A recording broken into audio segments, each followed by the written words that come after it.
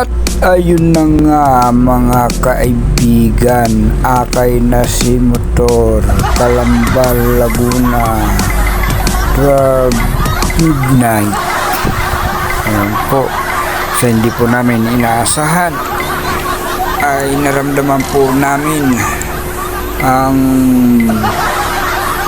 pagkakaplat ng gulong doon sa may Binyan, Laguna.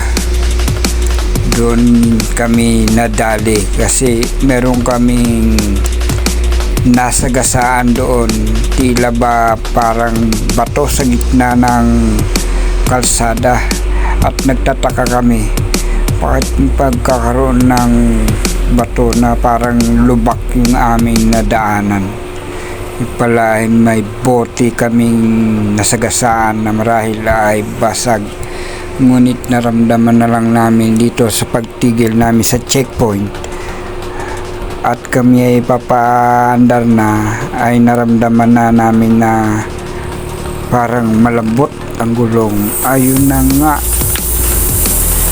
katapos ng kalahating oras na akay ang motor, nakakita kami ng bukas na vulcanizing dito sa Barangay Halang, Laguna, Calamba.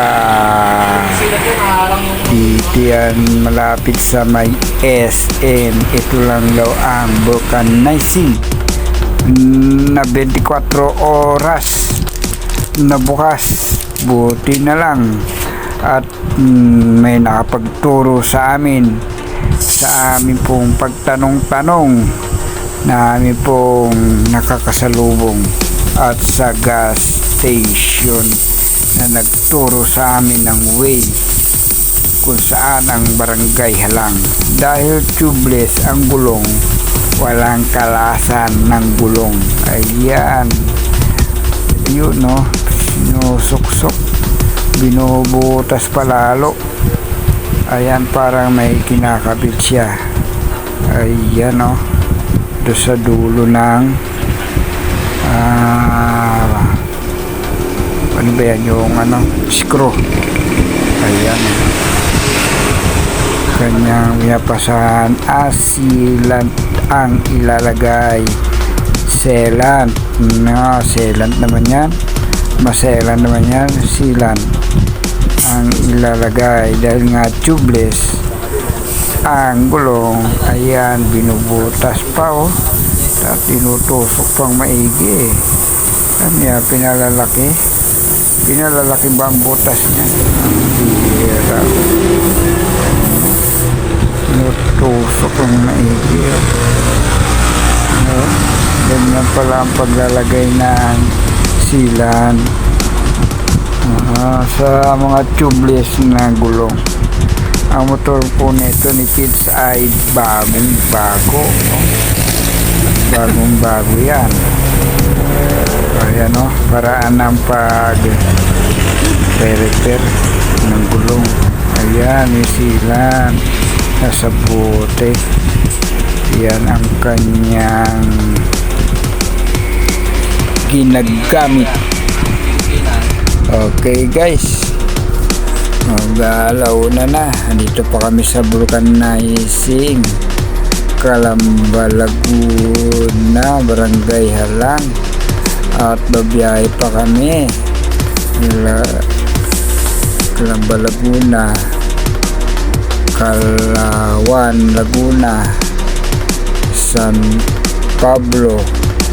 Pagkatapos ng San Pablo, Chaong. Pagkatapos ng Chaong, Candelaria. Pagkatapos ng Candelaria, Sariaya. Pagkatapos ng Sariaya ay Tayabas, Quezon. Ilang bayan pa ang aming dadaanan. Kalawan ay San Pablo. Ay Kalawan muna. Kalawan, 1. San Pablo, 2. Chaong, 3. Candelaria, 4. Sariaya, 5. 5 bayan pa bago kami makarating sa aming destinasyon, ang Tayabas, Quezon. Ayan, kung hindi kami nasiraan, mga alas 2:30 siguro, nandun na kami sa Tayabas. Dahil ngayon nga ay mag-alauna na. Nakaw, makarating na yata kami doon pasado alas 3, mag-alas 4. Puyat kami nito. Ayan. Bakit naman kasi may naghagis ng bubog doon sa gitna ng kalsada ng Binyan? Biro mo, Binyan, nadali kami doon. Tapos sa Kalamban na, sumingaw ng gusto.